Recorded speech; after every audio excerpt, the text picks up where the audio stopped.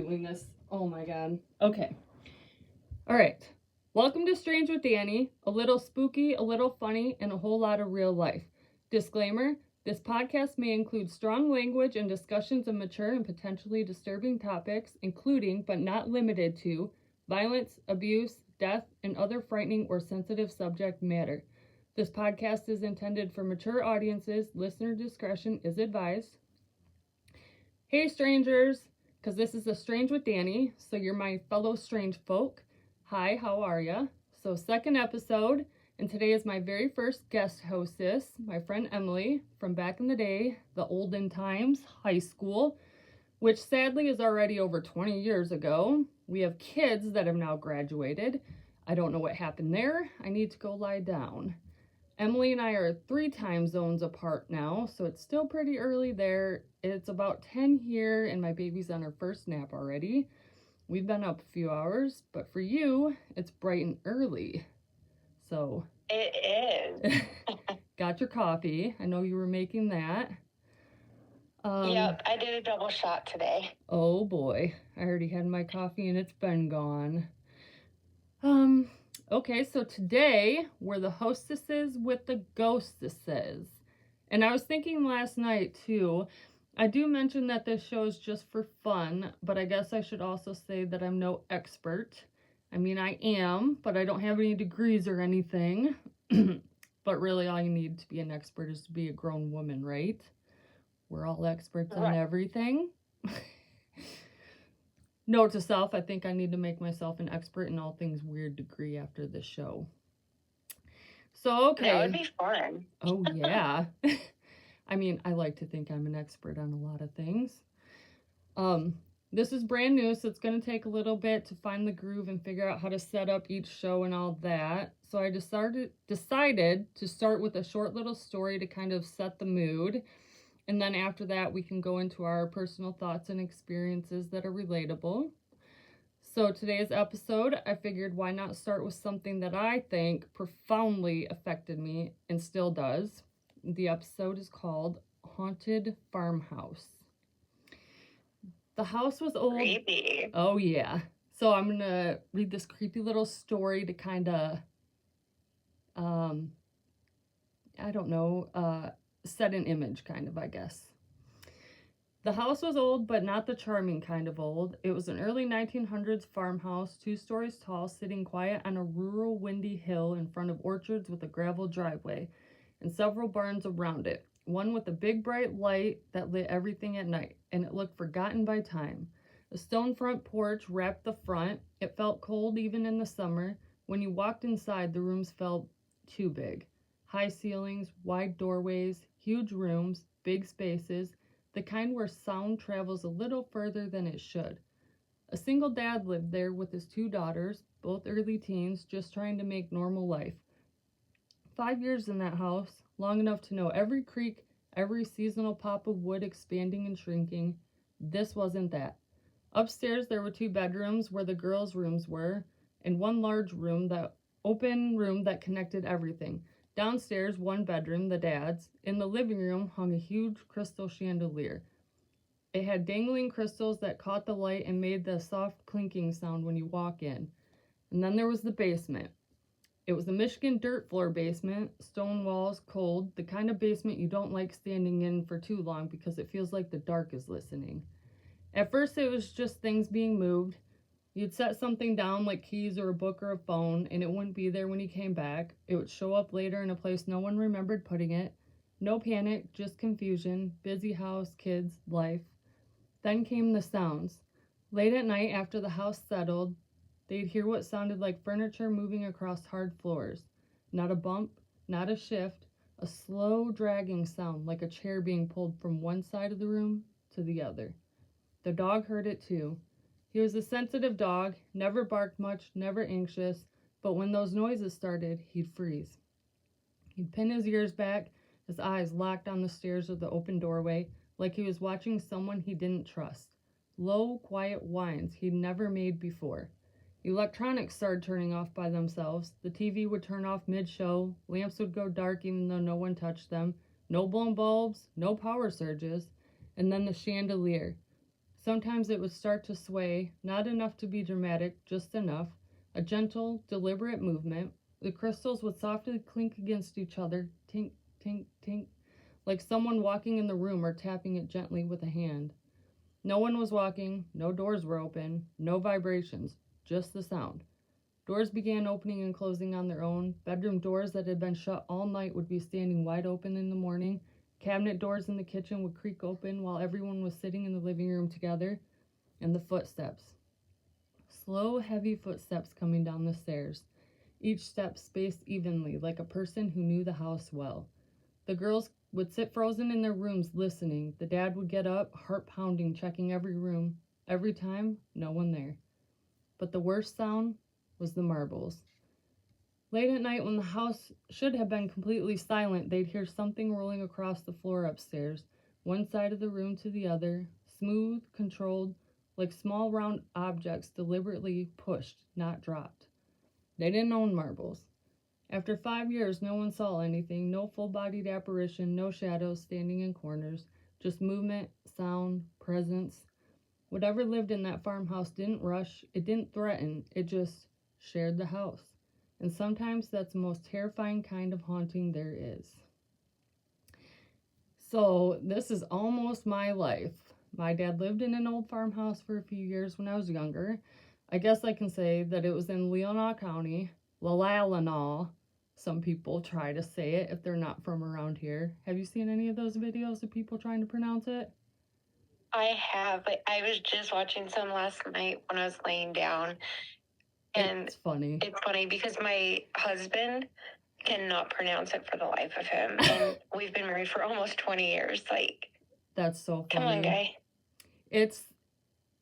There's a lot of them because it's all like Indian and stuff, you know, Native American, like Michigan, all these names, and people just can't. I listen to stuff and people will say like Saint Ignace. What else do they pronounce? I don't, just all kinds. Mackinac is a huge one. Like everybody's like Mackinac. Mackinac. It's so weird to hear it. I don't know. It's like, man, but I guess, you know, when I think of other places, I'm sure there's lots of stuff in other places that I do not pronounce right, and they would probably laugh at me. That's like where I live. There's the Mojave River, and everybody pronounces it Mojave. Mojave. Like, that, okay. Like quesadillas. Right, Napoleon exactly. Oh, man. But yes, it's actually Leelanau, and it's kind of like the Pinky of Michigan. That's where I grew up my whole life, and Emily did too, on and off. My house was a lot like this one in the story, but I did see a person. I'll tell you about that in a little bit. But first, I want to let you talk a little bit. So you've had an experience or two at my dad's old farmhouse. You, real quick, just kind of dated a guy that was kind of like my big brother. He worked with my dad and he was there a lot. So obviously there were times that you'd been there as well. And you used to give me rides to and from school quite a bit. So I'm anxious to hear. I'm sure I've heard these stories back in the day, but it's weird the things that I have forgotten. So I'm anxious to hear what your experiences were there. So it's kind of funny because a lot of that, like, time in my life, like, you forget, right? Mm-hmm. We're older and we've had experiences. But when I was invited to talk to you, I was like, I remember there was one time, it was in the summer, and literally the perfect day. And I think we were going to pick your dad up because we were going to go fishing or something. And he's like, come in. I don't know what he was doing. He was always busy. Mm. And so I was just sitting in the living room area, and both the boys went out. You weren't there yet. I think you might have been, I don't remember where you were, but anyways, we were waiting for you because you were going to go out with us. They didn't want me to be the only girl because obviously I talk, and they wanted me to have somebody to hang out with. And right. So I'm just sitting there minding my own business, and like I felt something on my shoulder, and then like something like brushed by me, but something touched my shoulder. I freaked, literally. And I was like, no, I am done in this house, because it just started pouring. Like, one of those good out of nowhere thunderstorms that like just come out of nowhere. That's what happened. That'd be So terrifying. I go out to find the boys, and like I said, we never really hung out at your house. I don't know where we hung out, but it was not my house. It was not your house, but we always were hanging out. It's weird. Anyways, I go out to find the boys. They have like disappeared. It's thunder and lightning, and I'm just sitting there by myself, and I'm like, this is it. I'm like 17 years old, 18 years old. I'm gonna die. In this old farmhouse. And yeah, like that was one of the very first times that I had ever experienced anything like spooky. And that house, like it just had, like, when you walked in, you knew there was something else there, right? And so I had to go back in because pouring, thunder, lightning, scary. Right. And I had to sit and wait by myself for the three of you. And then, like, as soon as it all happened, I'm sitting there, this is it. And your dad walked in first, and he, like, there must have been a look on my face. And he's like, are you okay? Obviously, he probably thought I was drunk, but it was like not that. I was completely stone cold sober. And no, I'm sure he's probably like, uh-oh, something happened. She saw something or heard something. And I'm like, yeah, I'm fine. But I'm pretty sure something just touched me. And he had Lady at that time. And she was posted up next to me, like, would not leave my side. And I'm like, that to me is confirmation. Like, people had tried to ask me when I tell them about my experiences there, oh, were you high or were you drunk or something? I'm like, no, absolutely not. Not at all. Like, the dog reacting, that's confirmation. Like, something happened because the dog saw it or heard it too, Yeah. And if a dog is scared, it's like, oh my God, I'm gonna die. Right. But it was, it's like, it's so strange because, like, moments like that stick out in your life. Here I am, like, I'm 41 now, and that happened well over 20 years ago. Long time ago. And it was so weird because she was like a busy dog. Like, she was very low key, but she was always busy, right? And she did go fishing with us that day too, but she literally stayed by my side until we dropped you guys off. Right. And then, I'd come to the house a couple more times after that. My boyfriend at the time and your dad were like besties. Seems like he was always like, hey, let's go pick everybody up and let's go do something. And there were a lot of times I'm like, nope, I'm staying in the truck. Right. This is not happening. Right. But like that moment, the shop was down at the bottom of the hill where they worked. And when you drive by, and actually, I don't even know if that house is there anymore. No, it's not. But I haven't been back to Michigan for years. I came back for a weekend for my 40th birthday, but before that, I was raising kids, so I didn't come back. But that house, it looked so elegant from the street, but as you walked up, it had that scary movie House on the Hill vibe.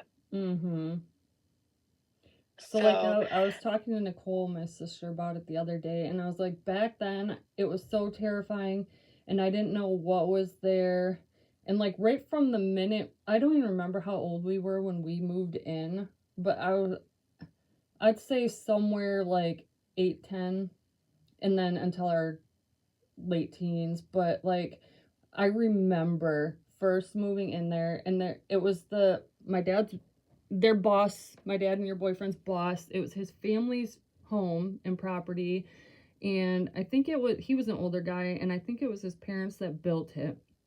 And so then the house had just been sitting there, and my dad kind of moved a lot, and he had us and everything. So like, he moved into that house, and part of the deal, like, he didn't have to pay rent, but like maintain the place and the property, you know, kind of thing.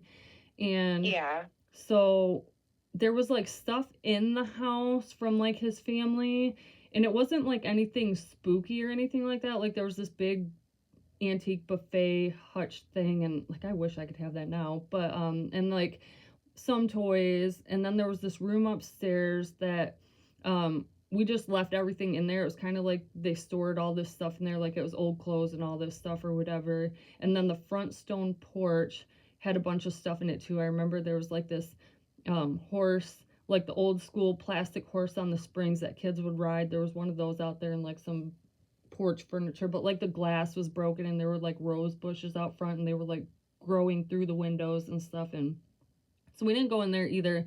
But I do remember when my dad first moved there, like, it had been sitting a long time, and like somehow like raccoons had gotten in and stuff. So we had to clean up some messes, and um it was just, it had this scary feeling.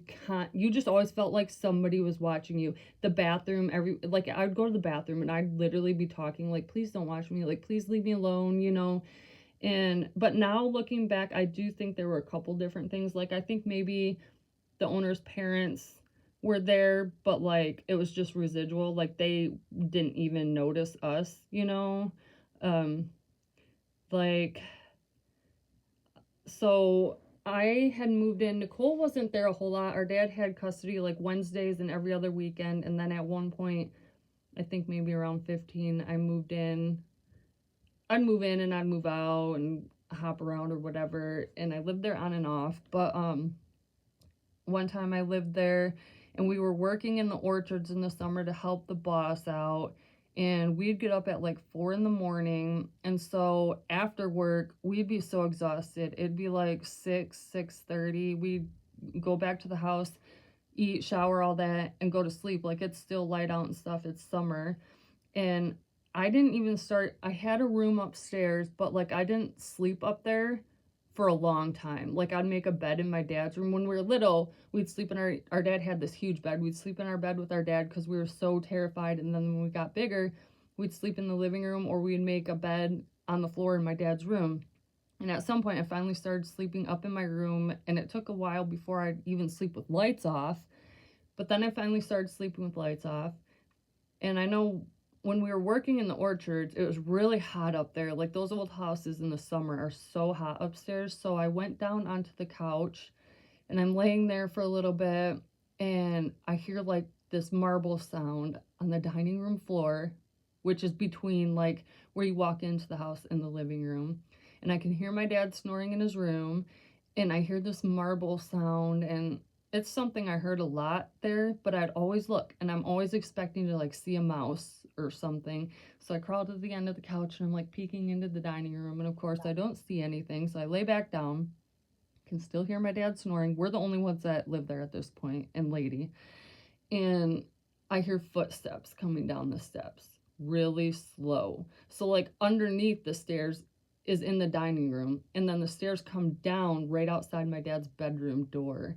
And I hear these footsteps. I hear him snoring. My heart was racing. There were so many experiences there that I don't know how I didn't have a heart attack, because I was so scared.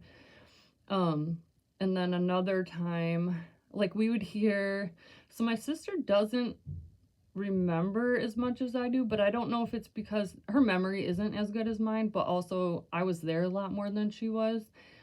And I remember like hearing the sound of furniture sliding around upstairs on the hard floors, and sometimes it sounded big, like a couch or bed or something. You go up there and nothing's moved.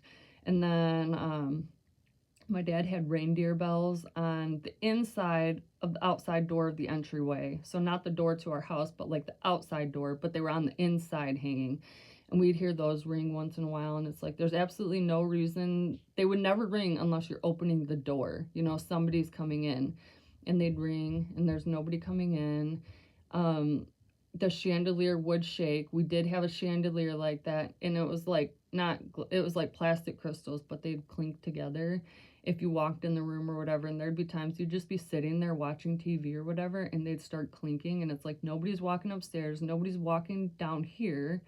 Why is it moving? And then the TV, my dad had this old TV, and you had to turn the knob to turn it on, and it only had 2 channels. And I remember recording like MTV on VHS to take there because we got to watch like Star Trek and Simpsons. Like there was never anything on. But anyway, so like one night I'm sitting in the living room doing homework. So is Nicole, but then she goes in my dad's room because he had already like gone to bed. She went in there to have him help her with her homework. And I have the TV on for background noise, and I'm sitting there, and it gets quiet, and I look up, and the TV's black. And I'm like, okay, weird. So I wait a second, thinking like it was something with the channel, you know, and nothing. So I get up and I walk up to it, and the knob was actually off. I had to turn the knob to turn it back on. So I turn it on, I sit back down, and I'm sitting there for a few minutes, and then it happened again. And I just grabbed my stuff and I ran to my dad's room. I'm like, yeah, screw that. I'm done. It was just the feeling. And then so one night I'm up in my room, it's dark, I'm finally sleeping like with the lights off, lady's on the bed next to me, and then all of a sudden she starts like having this bad dream, and she's like kind of whimpering and kicking her legs and stuff, and it's so dark in my room I can't see, but I can feel her. She's right next to me, and I'm like trying to pat her, you know, and wake her up and snap her out of it, and I hear a marble roll across the floor in the room. So there, you go up some stairs, and it's like a big open room, and then my room was off of that at the top of the stairs. So when you get to the top of the stairs, my room's to the left, and I hear this marble rolling across the floor in that room where the stairs come up into, and it's pitch black. And I'm just looking towards my doorway. My heart's racing. Lady's shaking. She's not waking up. And I'm like, oh my God, what am I going to do? Finally, I got the balls enough to run to my door, turn the light on, run back, grab my pillow and blanket, and she jumps up. We run downstairs, and I make a bed on the floor at the foot of my dad's bed. I look at the clock. It's 1:26 in the morning, and I'm laying there, and I open my eyes, like I'm laying trying to go to sleep for a little bit or whatever. I open my eyes, and there's this thing sitting on the foot of my dad's bed. So he had curtains, but there's a big yard light on the barn outside, and like so you could see in his room, you know, like figures or whatever. Like I could see where his bed was, the dresser, the doorway, stuff like that. So there's this thing sitting at the foot of his bed, leaning over me with his hand like over me, and it was real skinny. It had long, stringy hair, and I couldn't see any features, but I just got that feeling that it was this Indian guy, you know, Native American. I say Indian. We went to school with them, like they referred to themselves as Indians. If anybody wants to come at me, go for it. And that's what I felt like. It was like this Indian guy, and I'm like trying to get up. I can't move, so I'm trying to like reach my dad's blanket to like pull his blanket and wake him up, and my arm is like, my hand is maybe like 5 or 6 inches from the bed, and I can't go any further. I can't make a sound, nothing, and my heart's racing, you know, and I'm like, just close your eyes, just go, like, this is a bad dream. And I did this a lot. I always try to convince myself, like, it's just a bad dream, like, just wake up, you know. So I close my eyes, and I open them, and I'm floating out of my dad's room past the stairs, and like I can't move at all, but like I can still look down with my eyes, and I can see that my feet aren't walking, you know, like they're just kind of, my toes are like dangling down, and I'm a few inches off the floor going past the stairs. And there was just something, I felt like there was residual with family members, owners of that house, but then I also felt like there's something evil there, especially upstairs. Like I said, it took a long time to even sleep up there. I just did not feel good about upstairs. So I'm going past the stairs, and I close my eyes again, like, just wake up, wake up, wake up. And I open them, and I'm in front of the kitchen sink, still floating, and it's a full moon outside, and I can see the orchards and stuff down at the bottom of the hill behind the house. And I can tell this thing, I can't see it, but I can tell it's like next to me or behind me or something, you know. And I can tell there's a reason, like it has me in front of this window looking out, but like there's no talking or anything, you know. And so I have a tear come down my cheek, and I still can't make any sound, still can't move. Close my eyes again, trying to, you know, like wake up. This is just like the worst dream ever. And when I open them again, floating back down the hall, and then I close them again, open them again, and I'm back where I was laying at the foot of my dad's bed, and the thing is sitting at the foot of the bed again, leaning over me. And I'm like still, so I'm trying to reach for my dad. Like my dad and lady still have not woken up or anything through all of this, you know. So I'm still trying to reach for the bed, still can't reach it, and finally a squeak comes out of my throat. Lady jumps up off the bed, runs upstairs. She's running around up there barking. I jumped into my dad's bed. He hops up. He's like, what the fuck is going on and everything? And I look at the clock, and it's 1:28 in the morning. So all that happened in 2 minutes, because I looked at the clock when I laid down, 1:26, and now it's 1:28. And I told him everything that was going on and stuff, and he tried to calm me down. And finally, you know, I calmed down. I stayed in the bed with him, and I'm like, it was a Friday night. I remember that because he was going to do a side job on Saturday. And I was like, do not leave me. Wake me up when you get up, and I'm going to work with you. Do not leave me in this house. So the next morning, I wake up because I hear like plastic bags ruffling around, you know, like store bags or whatever. And I wake up and I walk out and stuff, and he left. He was gone. I was home alone, and I just lost it. I called she wasn't my stepsister anymore, but she was my stepsister from my mom for a long time, and I would move in with her once in a while, and I called her, and I was like, come get me, like, I can't stay here anymore. And I don't remember how long he was there after that. I know he wasn't there long. Like, he had said, like, he would be in bed and he'd see smoke above him, and like he'd turn the light on and there'd be nothing there. And that was like, I'd see stuff like that too when I was there. And like where his room was, like if somebody opened the fridge, you could see the light on the wall, and like that would happen sometimes, you know, when and it's like, who's opening the fridge? There was another time. So he had a landline sometimes. I don't know if he had a landline at this time or not, but I didn't have a phone, and he had a cell phone, and it was way back in those olden times when after 9 p.m. or whatever, free texting and calls. So that's when everybody would call and text me. So we were sitting in the living room together watching TV one night, probably Simpsons or something, like he loved that show. And the phone rang. So I jumped up to go get it, and I'm like, it's ringing. I'm running around looking for it, because like when you walk in the door to the house, there's the fridge and the stove, and then to the left of the like arch to walk into the dining room or whatever, there was a desk, and that's where like he'd keep his phone and stuff. And I could not find it, and it stops ringing, and I'm like looking, can't find it. And I go back to the living room, and I'm just kind of like, what the fuck? And he's like, well, who was it? And I'm like, I couldn't find it. And he's like, what? I was like, I couldn't find the phone. He's like, it should be on the desk. And I'm like, no, it's not there. So he gets up and he's looking for it, and we're both looking all over the house. We even searched down in the basement. We looked in the washer and dryer down there. We looked in the stove, the microwave, the fridge, like everywhere, because we heard it. So it's got to be somewhere, you know? And we heard it over by the kitchen, and we could not find it anywhere. The next day, he went out to his van to go somewhere, and it was in the van. So I don't know.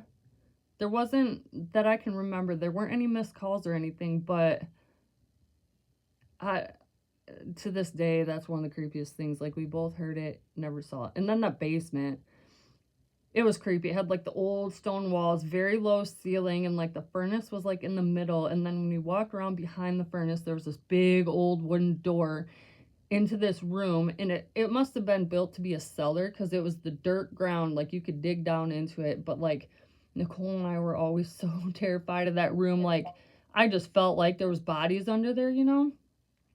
Yeah. And then, so that brings me to, you asked if the house is still there. The owner, like after my dad moved out, the owner, his daughter used to live in Joburg, and she moved back over there. Her husband and sons They tore the house down to rebuild, and girl, when they were tearing down the old house and they were digging, you're never gonna guess what they found. Did they find Indians? Human bones. Oh, God. I'm just playing. I had to do that to you.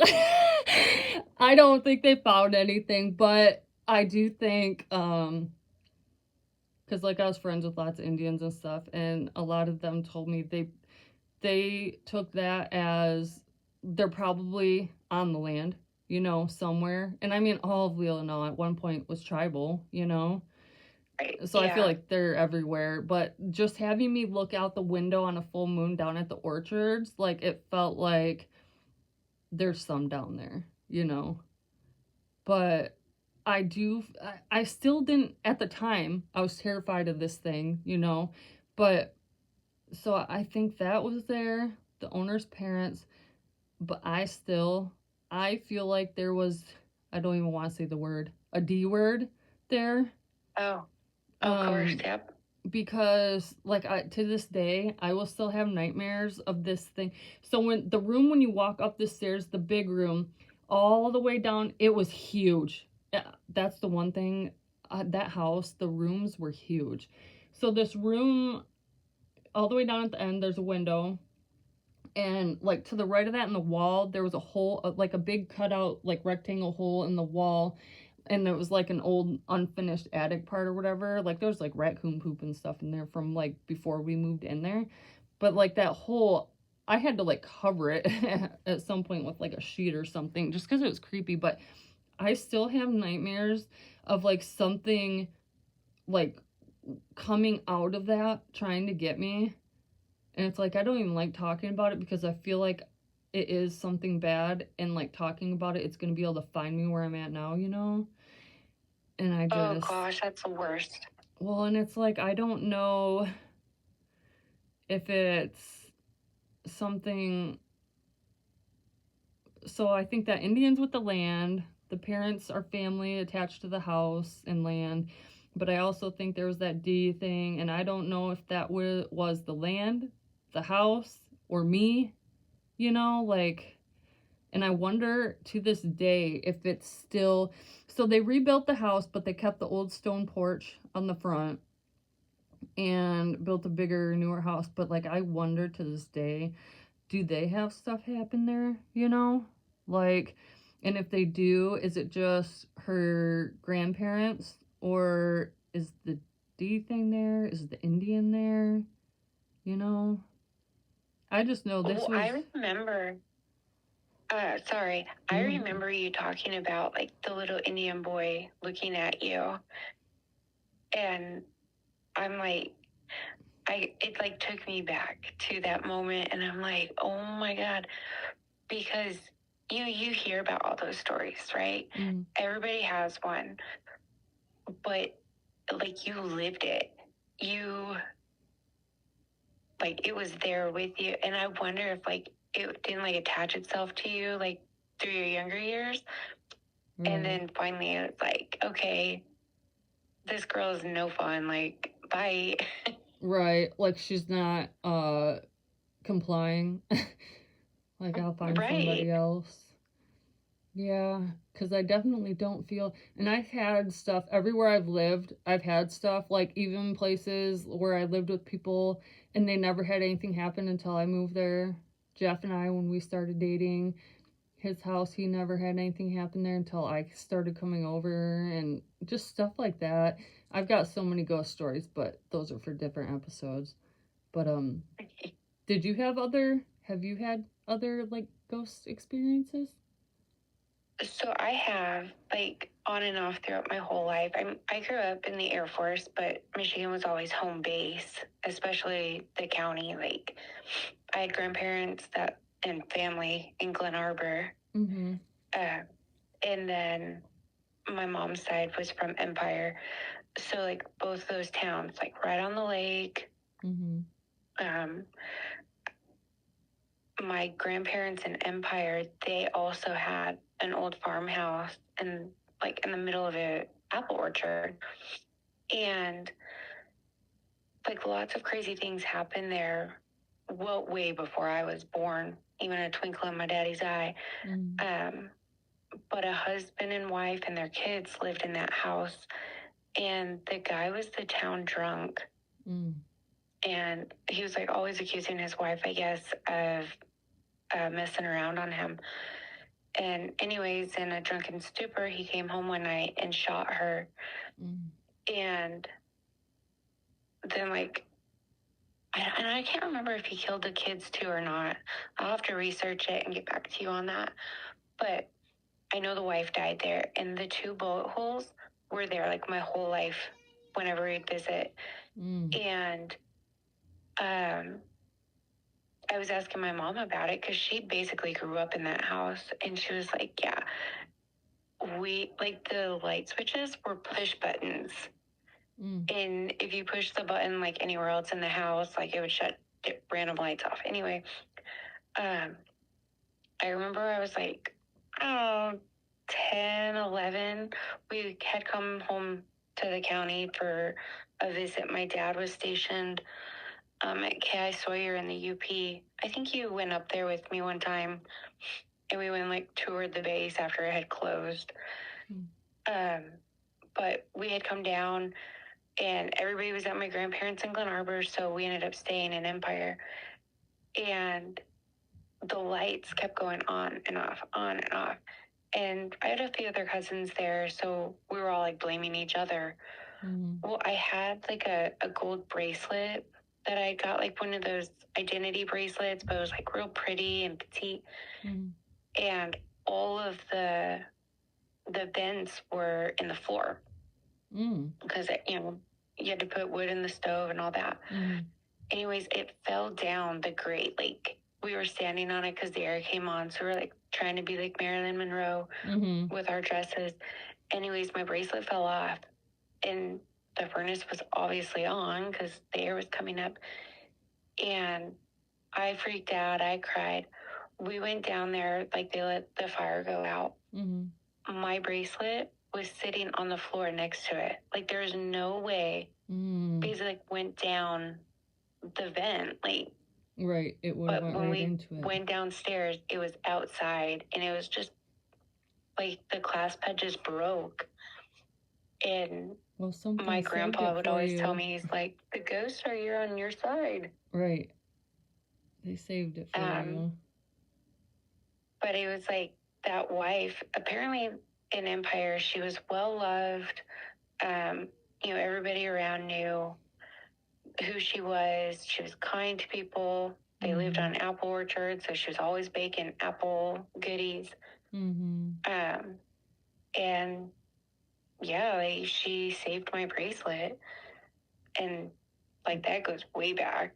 Like I said, that's well over 30 years at this point. Right.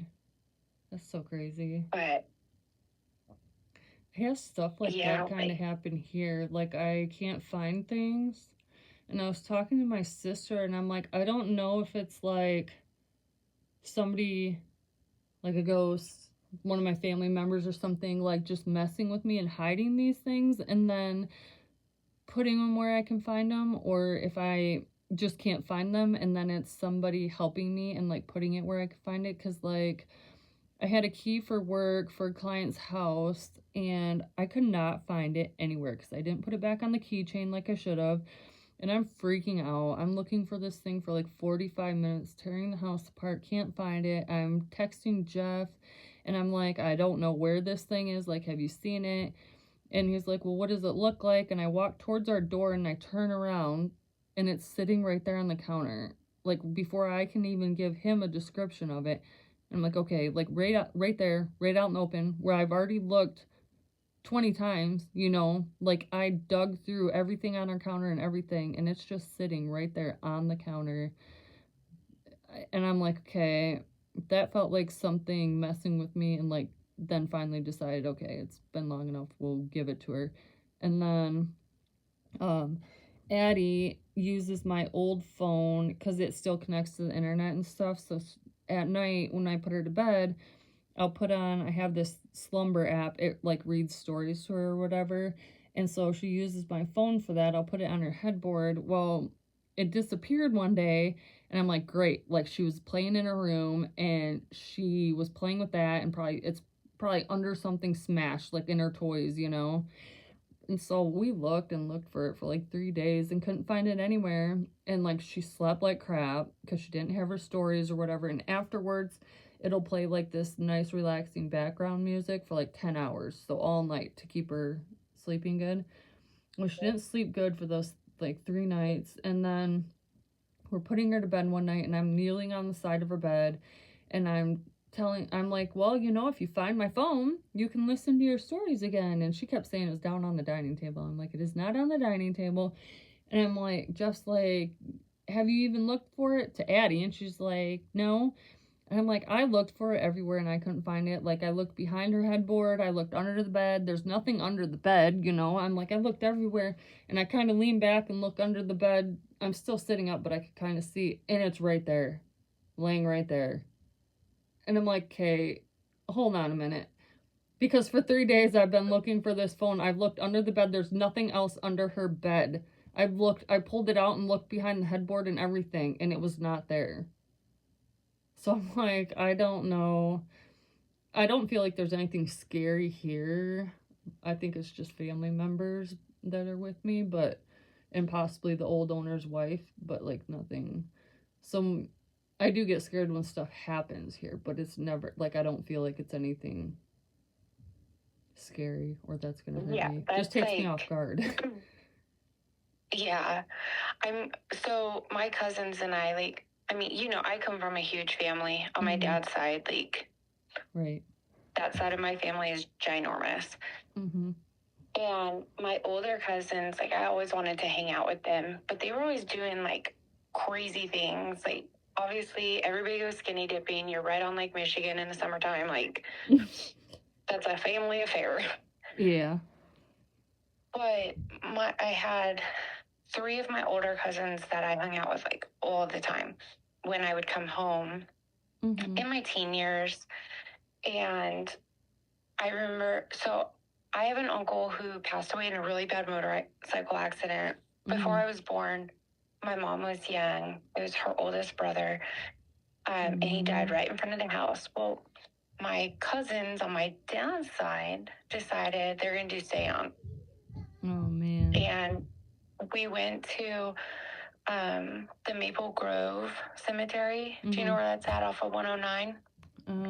It sounds familiar. Which one's 109? I'm trying to think. The one that goes right by the sand dunes.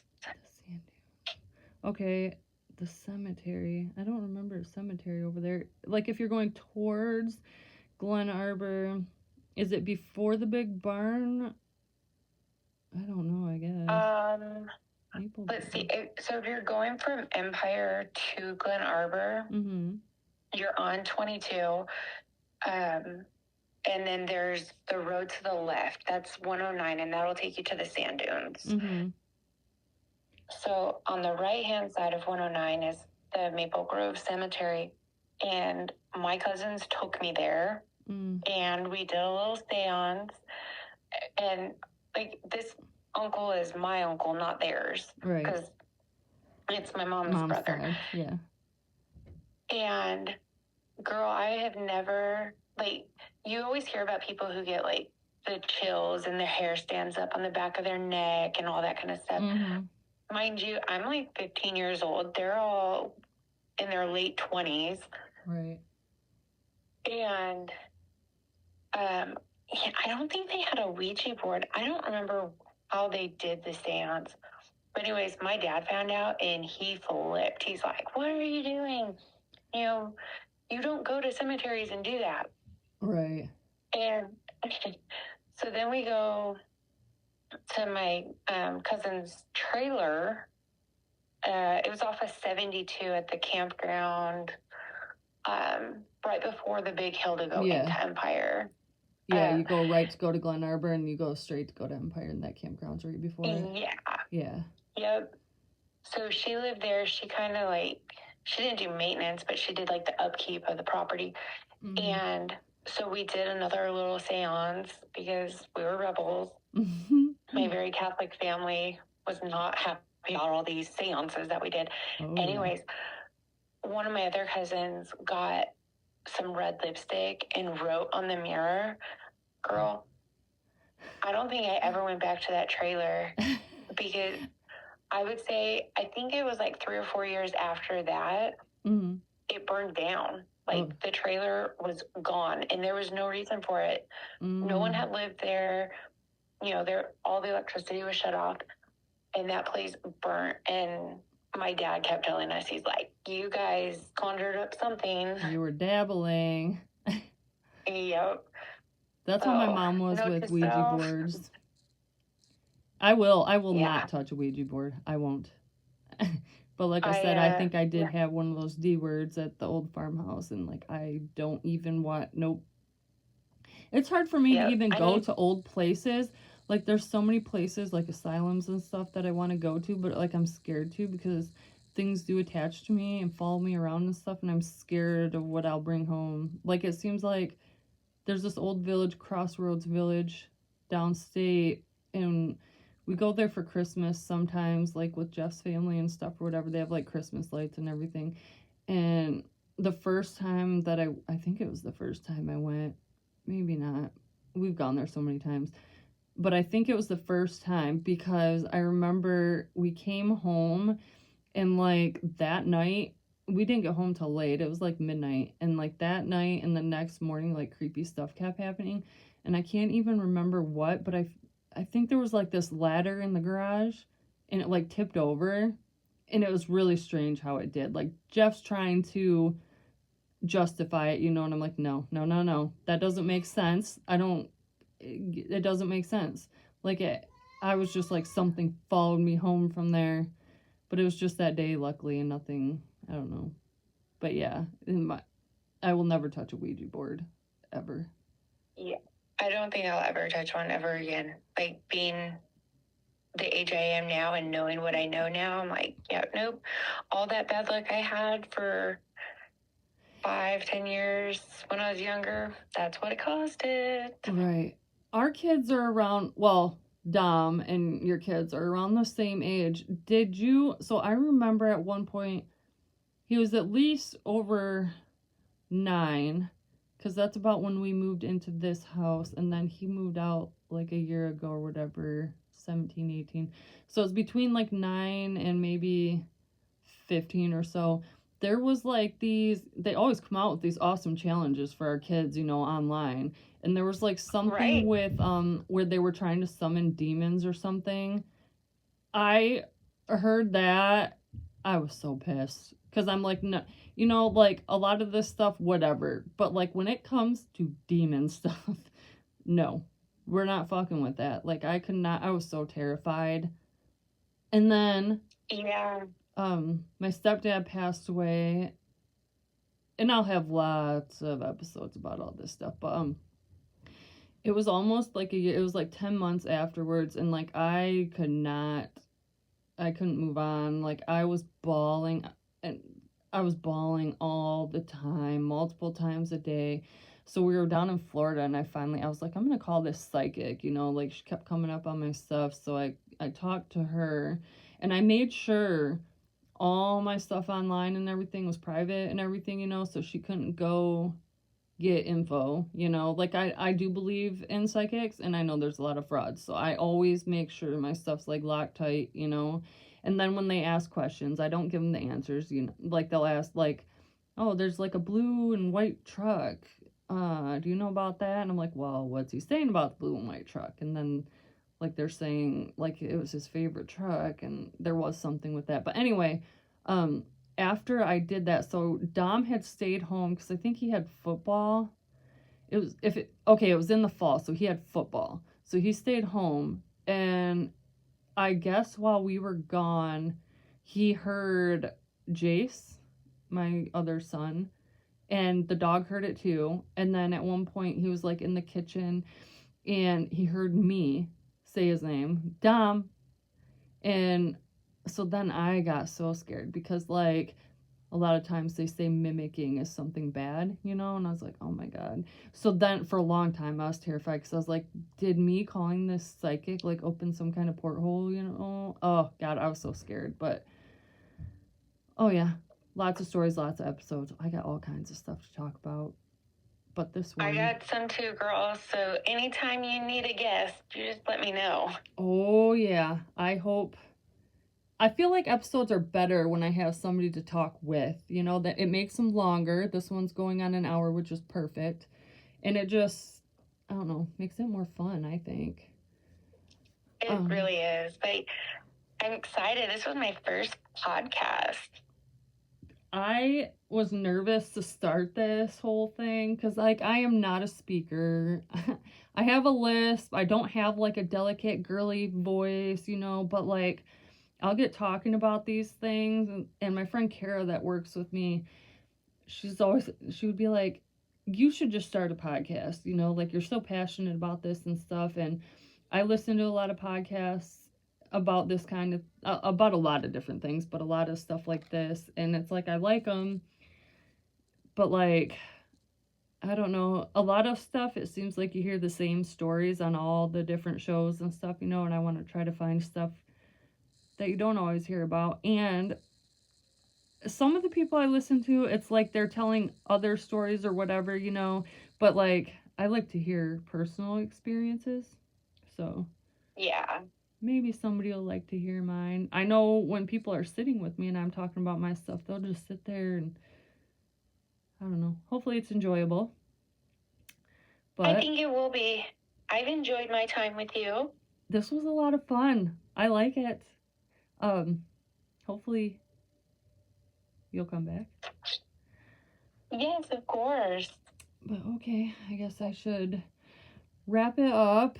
My baby will probably be getting up any minute. So that's it for this episode about my old haunted farmhouse, and I hope you enjoyed your time with us today and come back for the next one, and we'll say bye to Emily and hopefully she'll come back to talk to us some more again. It was fun. So yes. Oh yeah.